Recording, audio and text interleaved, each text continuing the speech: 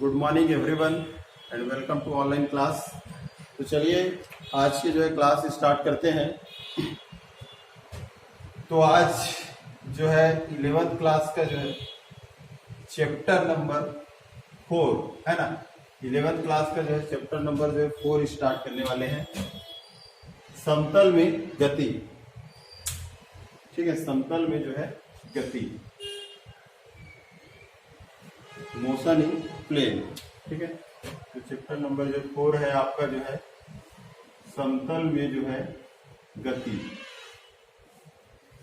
ठीक है। तो इसको जो है समझने का जो है प्रयास कीजिएगा, है ना। आप लोग एक विमी गति, द्विविमी गति और जो है त्रिविमी गति जो है आप लोग जो है सुने होंगे, है ना। इससे पहले हम लोग जो सरल रेखा में जो गति जो पढ़े हैं वो आपका जो है एक विमी जो है गति है, ठीक है। द्विविमी गति और जो है त्रिविमी गति जो है क्या होता है उसको हमको जो है देखना है, ठीक है। तो उससे पहले मैं आपको जो है एक चीज बता देता हूं। ये आपका जो है एक्स अक्ष है, ये वाई अक्ष है और ये आपका जो है जेड अक्ष है। क्लियर। अगर मान लेते हैं यहां पर कोई बिंदु है, कोई वस्तु है यहां पर, ठीक है। इस वस्तु में अगर इस वस्तु की स्थिति अगर एक्स वाई और जो है जेड, x1 y1 और जो है z1 अगर बताया गया, ठीक है। ये हो गया आपका जो है r। तो ये x1 y1 और z1 इसका मतलब क्या है, ये जो वस्तु है वो x अक्ष y अक्ष और जो है z अक्ष पर उसकी जो है स्थिति को जो है बता रहे हैं, है ना। x अक्ष y अक्ष और z अक्ष पर जो है उसकी स्थिति को जो है बताया जा रहा है। x अक्ष में जो है हम एकक सदिश जो है i कैप का गुणा करते हैं, y जो है अक्ष पे हम जो है j कैप का और z के लिए है आपका जो है k कैप का जो है गुणा करते हैं। क्लियर है। तो अगर मैं इस लिखूं सदिश r बराबर, ये हो जाएगा आपका x i cap plus y j cap plus k आपका जो है सॉरी z जो है आपका जो है k कैप, ठीक है। अगर ये x1 y1 z1 है तो यहाँ पर x1 y1 और z1 ऐसा मैं लिख सकता हूँ। क्लियर है। तो ये क्या है, किसी वस्तु की जो है स्थिति को जो है बता रहे हैं कि ये वस्तु जो है x अक्ष में जो है कितनी दूरी पर है, y अक्ष में कितनी दूरी पर है और z अक्ष पे जो है कितनी दूरी पर जो है ये रखा हुआ है, ठीक है। इसका जैसे मापांक आप निकालोगे तो ये हो जाता है, इसका फार्मूला होता है x square plus y square plus जो है Z square, x1 y1 z1। यहाँ पर x1 y1 z1 है तो x1 स्क्वायर y1 स्क्वायर और z1 स्क्वायर होगा। इसका मतलब क्या समझ रहे हो, ये वस्तु की जो है एक्चुअल जो है स्थिति को जो है बता रहा है, ठीक है। एक्चुअल स्थिति को बता रहा है। अब कैसे, आपका जो है एक्स वाई जेड मतलब कि ये जो है इसकी स्थिति जो है एक्स अक्ष में भी है, वाई अक्ष में भी है और जेड अक्ष में भी है। मतलब ये 3 डायमेंशनल की बात हो रही है। त्रिविमी जो है ना, त्रिविमी जो है स्थिति में जो है ये वस्तु जो है। अब कैसे, अगर मान लेते हैं ये जो है, हाँ एक चीज याद रखिएगा, अगर किसी वस्तु की केवल लंबाई दिया हुआ है, लंबाई मतलब कि क्या हो गया वो आपका एक विमी, लंबाई और चौड़ाई दिया हुआ है तो वो क्या हो गया आपका जो है द्विविमी। लंबाई चौड़ाई है ना और जो है ऊंचाई दिया हुआ है तो वो क्या हो गया आपका जो है त्रिविमी जो है कहलाएगा। समझ में आ रहा है कि एक विमी केवल लंबाई, दो विमी केवल लंबाई चौड़ाई और त्रिविमी मतलब लंबाई चौड़ाई और ऊंचाई की बात है, ठीक है। एक तार है, मान लेते हैं एक तार या धागा है, उसकी केवल लंबाई है तो वो एक विमी। अगर मान लेते हैं ये आपका जो एक विमी हो गया। अगर किसी जो है बुक का जो है पेज है, मान लेते हैं बुक का जो है पेज है तो ये क्या होगा आपका जो है द्विविमी होगा, क्योंकि इस पेज का जो है लंबाई और चौड़ाई है। क्लियर है। लेकिन जो है अगर बुक है, बुक का क्या होता है, लंबाई भी होता है, चौड़ाई भी हो जाता है। चौड़ाई मतलब मोटाई, ठीक है, और उसकी जो है ऊंचाई। तो इस प्रकार से क्या है, बुक जो होगा वो क्या होगा, त्रिविमी होगा। समझ में आ रहा है कि नहीं आ रहा है ना। इसी पहले समझना है, एक मिमी मतलब केवल लंबाई, और अगर बुक का जो है पेज है, एक सिंगल पेज, तो उसका क्या है, लंबाई और चौड़ाई।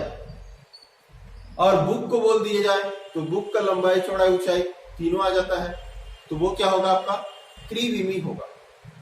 समझ में आ रहा है क्या इतना, एक विमी, द्विविमी और जो है त्रिविमी। यहां पर एक वस्तु रखी हुई है और इस पे बता दिया गया है एक्स वाई जेड, मतलब एक्स अक्ष में इसकी स्थिति, वाई अक्ष में इसकी स्थिति और जेड अक्ष में जो है इसकी स्थिति जो है कितनी है ना। तो ये जो है फार्मूला से हम उसकी जो है स्थिति जो है निकाल सकते हैं कि वो कितनी दूरी पर जो है स्थित है ना। मान लेते हैं कि ये जो है कोई वस्तु है, ये वस्तु है, इस वस्तु को जो है इस रूम के अंदर आपको ढूंढना है, इस रूम के अंदर जो है ढूंढना है आपको। तो इस वस्तु को कैसे ढूंढो, ठीक है, इस वस्तु की एक्चुअल स्थिति आप जो है कैसे जो है ज्ञात करो, है ना। तो अगर इसको जो है बता दिया जाए कि ये जो वस्तु है वो इस दीवार से इतनी जो है डिस्टेंस पे है ना, इतने सेंटीमीटर पे है या इतने जो है मीटर पर जो है ये रखी हुई है, ठीक है, ये हो गया आपका। इधर का जो है आपको बता दिया जाए कि उस जो है दीवार से जो है इसकी जो है लंबाई जो है कितने जो है मीटर पे रखी हुई है, ठीक। एक लंबाई एक चौड़ाई हो गया, और एक इधर नीचे से जो है इसकी गहराई जो है बता दिया जाए, मतलब इसकी ऊंचाई बता दिया जाए कि ये कितनी ऊंचाई पर जो है स्थित है। तो आपको जो है तीन चीज पता चल गया इसके बारे में, ठीक है। तो एक्चुअल जो है आप इस रूम में आओगे तो आप जो है इस जो है दीवार से इतने जितना जो है बताया गया है डिस्टेंस, उतनी दूरी पर अगर आप स्केल से मापोगे तो यहाँ पर पॉइंट आएगा, उधर से मापोगे तो यहाँ पे आएगा, और नीचे से मापोगे तो यहाँ पे आएगा। तो इस वस्तु की एक्चुअल स्थिति आप जो है बता सकते हैं। समझ में आ रहा है कि, तो इस निर्देशांकों की आवश्यकता इसलिए होती है किसी भी वस्तु की जो है एक्चुअल जो है स्थिति, एक्चुअल पोजीशन जो है बताने के लिए। क्लियर है। अगर ये तीनों अक्ष में है तो एक्स वाई जेड ये तीनों का मान आएगा। अगर केवल दो ही अक्ष में है तो केवल जो है एक्स और वाई आएगा, और केवल जो है एक ही अक्ष में है तो केवल जो है वो क्या है आपका एक्स का ही मान आएगा। एक अक्ष में है मतलब एक। क्लियर है, समझ में आ रहा है। इसका मतलब ये है जैसे कि मान लो ये आपका वस्तु है, ये वस्तु है, ये अभी जो है 3 डायमेंशनल में मान लो, है ना, मतलब ये मार्कर है, इसकी लंबाई चौड़ाई है ना और ऊंचाई है, मतलब ये क्या है त्रिविमी है। त्रिविमी होने के बाद भी जो है अगर ये केवल जो है अपनी लंबाई में जो है, मतलब ये केवल जो है इस डायरेक्शन में जा रहा है, सीधा सीधा जो है जा रहा है, तो सीधा सीधा जा रहा है मतलब अपनी लंबाई में ही जो है परिवर्तन जो है कर रहा है, मतलब उस दीवार से इसका डिस्टेंस चेंज हो रहा है, ठीक है। लेकिन इस दीवार से इसका जो है डिस्टेंस चेंज नहीं हो रहा है, और नहीं नीचे से ऊंचाई इसके जो है बढ़ रहा है, केवल इसकी जो है आपका जो है लंबाई जो है बढ़ रही है, मान लीजिए केवल एक ही दिशा में ये जो है जा रहा है।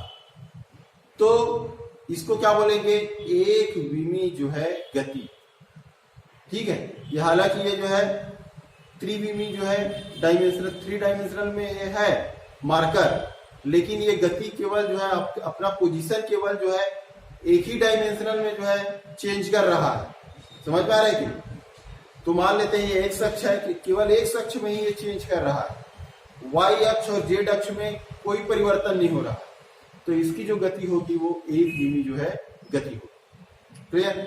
अगर ये जो है 2 अक्ष में अगर गति करे तो इसको हम जो है क्या बोलेंगे, द्विविमी जो है गति बोलेंगे। अब 2 अक्ष पे कैसे जो है गति कर रहा है मान लेते हैं, है ना। तो अगर ये जो है इस प्रकार से, अगर ये ऐसे जो है गति कर रहा है मान लो, ये इस प्रकार से ऊपर की ओर जा रहा है, तो क्या हो रहा है, इसकी ऊंचाई भी बढ़ रही है और ये जो है आपका उस दीवार से भी इसका जो डिस्टेंस बढ़ रहा है, ऊंचाई भी बढ़ रही है, डिस्टेंस भी बढ़ रहा है। क्लियर है। लेकिन जो है इसके सापेक्ष, इस दीवार के सापेक्ष इसकी जो है, इसकी मान लो चौड़ाई है, इसकी चौड़ाई में जो है वृद्धि नहीं हो रही है।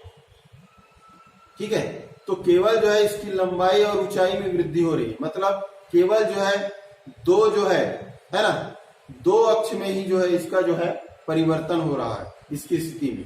तो इसको हम क्या बोलेंगे, द्विविमी जो है गति कहेंगे। समझ में आ रहा है। और त्रिविमी गति किसको कहेंगे, त्रिविमी गति का मतलब है कि आपका तीनों जो अक्ष है एक्स वाई जेड, तीनों अक्ष में जो है इस वस्तु का जो है के स्थिति में जो है परिवर्तन होना चाहिए, तीनों में।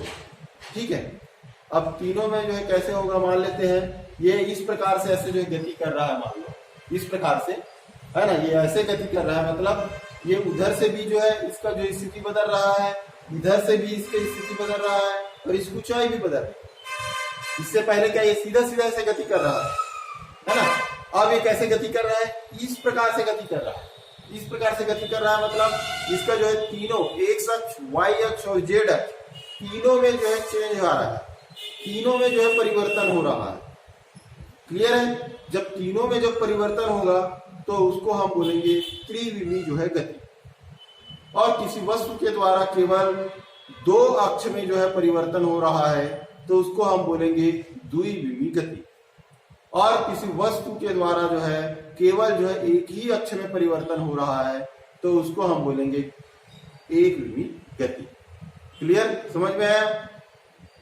अगर किसी जो है वस्तु का केवल लंबाई में ही परिवर्तन हो रहा है तो आपका जो है एकविमी गति है, और लंबाई और चौड़ाई दोनों में परिवर्तन हो रहा है तो द्विविमी गति है ना। या लंबाई या गहराई या ऊंचाई में परिवर्तन हो रहा है तो द्विविमी गति है। समझ में आ रही है। या चौड़ाई और ऊंचाई में परिवर्तन हो रहा है तो द्विविमी गति है। और किसी वस्तु के द्वारा अगर उसकी लंबाई, चौड़ाई और जो है ऊंचाई में भी परिवर्तन हो रहा है कि नहीं, मतलब एक्स अक्ष, वाई अक्ष और जेड अक्ष, तीनों ही अक्ष में जो है उसकी स्थिति में जो है परिवर्तन हो रहा है तो उसको हम बोलेंगे त्रिविमी जो है गति। क्लियर, समझ में आ रहा है ना। अगर ये क्या हो गया आपका, मान लो एक तार दिए है, ये क्या है, एक विमी है। ठीक है, केवल लंबाई बस इसको याद कर सकते हैं। ये बुक का जो है पेज है, इसका लंबाई चौड़ाई दोनों है, ये द्विविमी है। ठीक है, और बुक को ले लिया जाए तो बुक की लंबाई, चौड़ाई और जो ऊंचाई तीनों है तो वो क्या हो गया, त्रिविमी। लेकिन जो गति है वो अलग चीज है ना, जिसको हम एक विमी बोल सकते हैं, जिसको हम द्विविमी बोल सकते हैं, है ना, वन डायमेंशनल। और ये आपका जो है टू डायमेंशनल है ना। और मान लेते हैं ये जो है बुक है, ठीक है, इस प्रकार से मान लो बुक है, ये हो जाएगा आपका जो है थ्री जो है डायमेंशनल।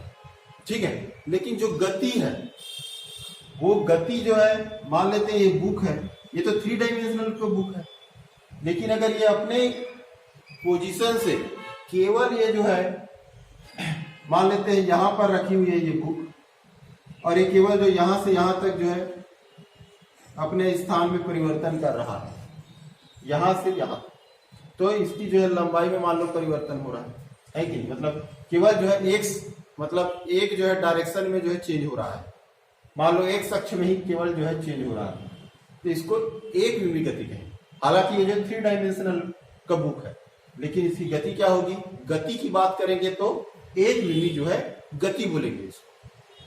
ठीक है, उसी प्रकार से ये जो है आपका जो है टू डायमेंशनल का है, लेकिन ये जो है अगर इसकी भी जो है मान लेते हैं यहां से जो है यहां से पोजीशन चेंज हो रहा है ना, एक अक्ष में ही जो चेंज हो रहा है, तो इसको हम क्या बोलेंगे, एक विमी जो है गति। क्लियर, ये आपका जो है कोई है ना एक विमी वाला जो चीज है, अगर इसका जो है तीनों ही अक्ष में जो है चेंजेस हो रहा है तो फिर उसको हम जो है त्रिविमी जो है गति बोलेंगे। तो यहाँ पर जो है एक विमी, द्विविमी, त्रिविमी, ये अलग कॉन्सेप्ट है, और जो गति है एक विमी, द्विविमी और त्रिविमी, वो थोड़ा सा अलग है। इसको जो है समझने का प्रयास है ना। गति जो है अलग है, मतलब जो थ्री, जैसे कि ये जो है आपका 3 डायमेंशनल में है, लेकिन ये इसकी जो गति है, अगर केवल जो है एक अक्ष के सापेक्ष गति कर रहा है तो एक इसका जो है केवल एक विमी गति बोला जाएगा। अगर एक्स और वाई अक्ष के सापेक्ष गति कर रहा है, मतलब अपनी स्थिति में परिवर्तन कर रहा है, तो इसको द्विविमी जो है गति बोलेंगे। और एक्स, वाई और जेड तीनों अक्ष के सापेक्ष इसकी जो है गति में जो है परिवर्तन हो रहा है, मतलब इसकी स्थिति में परिवर्तन हो रहा है, तो उसको हम क्या बोलेंगे?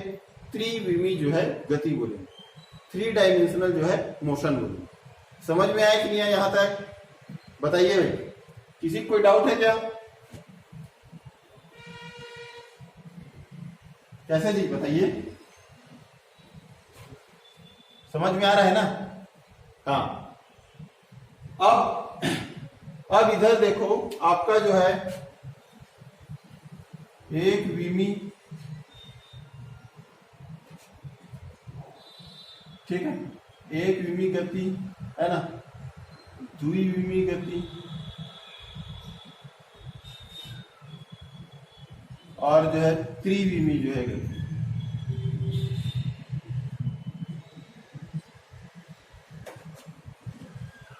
अगर किसी वस्तु का जो है एक अक्ष में ही जो है परिवर्तन हो रहा है, तो उसको हम जो है उसके बारे में हम लिखेंगे, है ना, सदिश r बराबर जो है x आपका जो है i कैप, ठीक है। अगर x और y दोनों अक्ष में परिवर्तन हो रहा है, तो उसको हम लिखेंगे x i cap plus y j cap. Clear है? अगर वो तीनों ही अक्ष में जो है परिवर्तन उसका हो रहा है, तो उसको हम लिखेंगे x i cap plus y j cap plus j k cap, ठीक है। तो इसको जो है याद रखिएगा, है ना। द्विविमी गति पढ़ेंगे तो हमको x और y अक्ष की जो है आवश्यकता होगी, त्रिविमी गति में x, y और जो है z अक्ष, तीनों की जो है आवश्यकता होगी। तो यहां तक जो समझ में आया कि नहीं आया? ये आपका है ना। चलिए अब हम आगे देखते हैं।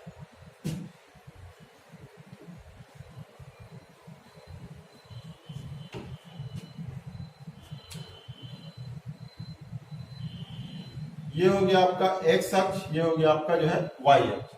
मान लेते हैं यहां पर एक जो है पॉइंट है, मान लो यहां पर कोई बिंदु जो है a है, बिंदु जो है a है ना, मान लो कोई वस्तु है, और इसकी जो स्थिति सदिश है आपका जो है x1 और जो है y1, यहाँ पर जो है इसका पोजीशन है ये, ठीक है। अब ये अपना जो है पोजीशन चेंज कर दिया, यहाँ मान लेते हैं हो गया x2 और ये हो गया आपका जो है y2। क्लियर है? तो हम देखें, ये आपका जो मूल बिंदु है, यहां से मूल बिंदु से इसकी स्थिति पता लगाएंगे। ये हो जाएगा आपका जो है r1 और ये हो जाएगा आपका जो है यहां से जो है r2।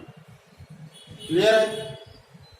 तो यहां से हो गया r1, यहां से हो गया ये r2।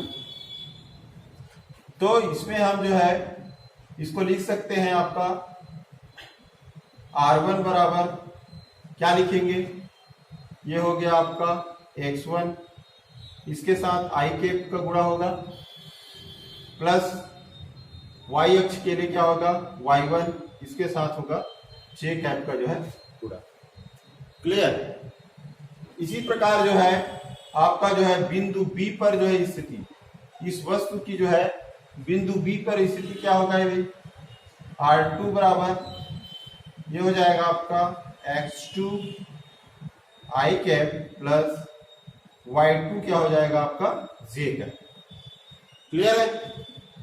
तो यहां पर बिंदु A पर इसकी स्थिति सदिश क्या है? r1 बराबर x1 i cap plus y1 j cap, ठीक है। और यहां पर बिंदु बी पर इसकी स्थिति सदिश क्या हुआ, x2 i कैप और y2 जो है j कैप। मतलब क्या समझ रहे हो, मतलब कोई वस्तु है वो पहले यहां पे था, अब कहां पे पहुंच गया, वो यहां पे पहुंच गया, तो इनके बीच में विस्थापन कितना हुआ, है ना। तो देख लेते हैं इसको, जो है आपको जो है मिला दीजिए ये इस प्रकार से। तो इसका जो है विस्थापन कैसे निकालोगे आप, विस्थापन, है ना। तो ये है आपका, ये आपका एक सदिश है ना। तो सदिशों के जो है योग त्रिभुज जो है नियम से, मान लो ये आपका जो है सदिश ए है और ये सदिश बी है और ये सदिश आर। तो यहाँ पे सदिश आर बराबर, ठीक है, सदिश आर बराबर जो है जाता है आपका जो है सदिश जो है बी माइनस जो है सदिश जो है ए, ठीक है, सॉरी सदिश जो है आर बराबर हो गया सदिश ए प्लस जो है सदिश जो है बी। क्लियर है। तो उसी प्रकार से जो है हम यहां पर अगर देखें तो ये मान लेते हैं डेल आर, विस्थापन क्या हो गया, डेल आर हो गया। तो इसमें अगर देखें तो ये हो जाएगा आपका जो है R2 बराबर क्या हो जाएगा आपका R1 प्लस क्या हो जाएगा आपका डेल जो है R, ठीक है। और R1 को अगर इधर पक्षांतर कर देंगे तो क्या हो जाएगा, ये R2 माइनस R1 बराबर क्या हो जाएगा आपका डेल R हो जाएगा, ठीक है। तो ये इसका क्या हो गया, आपका विस्थापन हो गया। तो विस्थापन सदिश डेल R बराबर हो जाएगा आपका R2 माइनस क्या होगा आपका R1। समझ में आ रहा है कि नहीं आ रहा है। यहां तक जो है ये इसका स्थिति सदिश है, R1 बराबर x1 i cap plus y1 j cap, है ना। ये इस स्थिति पे है। अब ये अपना पोजीशन चेंज कर दिया, B पे चला गया, तो B पर इसका जो है निर्देशांक क्या हो गया, x2 y2। तो इसका स्थिति सदिश हो गया R2 बराबर x2 i cap plus y2 जो है j कैप, है ना। एक अक्ष में i कैप से गुणा करते हैं, y अक्ष में j कैप से गुणा करते हैं, ठीक है। अब विस्थापन, तो दोनों के बीच कितना विस्थापन हुआ, तो विस्थापन के लिए जो है हम ये सदिशों के योग त्रिभुज नियम से ये जानते हैं, R बराबर a प्लस जो है b, सदिश a प्लस b। तो उसी प्रकार से यहाँ पर जो है R2 बराबर हो जाएगा आपका R1 प्लस जो है डेल R1 डेल R। तो R1 को इधर पक्षांतर करेंगे तो R2 माइनस R1 हो जाएगा। तो डेल R बराबर, तो डेल R बराबर क्या हो गया, R2 माइनस R1। क्लियर यहां तक। चलिए अब इसका मान रख दीजिए, इसमें मान रखेंगे तो क्या हो जाएगा भाई, ये डेल R बराबर R2 का मान क्या है, R2 का मान ये है, मान रख दो तो क्या हो जाएगा भाई, ये हो जाएगा आपका R2 का मान x2 i cap plus y2 आपका हो जाएगा j कैप। क्लियर। इसी प्रकार ये माइनस,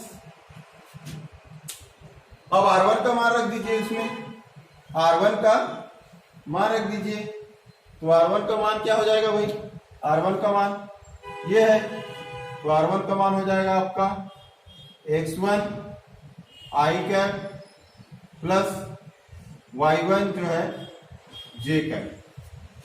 क्लियर यहां तक। अब I1 है ना, ये हो गया। अब इसको ब्रैकेट को जैसे हम हटाएंगे तो ब्रैकेट हटाएंगे क्या हो जाएगा, x2 i cap plus y2 जो है j कैप माइनस क्या हो जाएगा, x1 जो है i कैप माइनस y1 जो है j कैप हो जाएगा। ठीक। कितना हो जाएगा ये?